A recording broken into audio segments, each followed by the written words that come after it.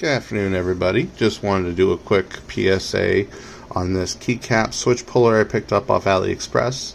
Normally AliExpress is pretty good for me with miscellaneous tools and fun things, so I wanted to give this like $5 puller a try, but in reality it doesn't do the job at all. It doesn't fit on my actual keycaps like it's supposed to. It doesn't even attach to the sides, and as a switch puller it pretty much doesn't work either. It just started breaking the housing as it was pulling one up out of like the 5 I tried. So yeah, just want to give a quick heads up, and if anyone's been considering it, to avoid it.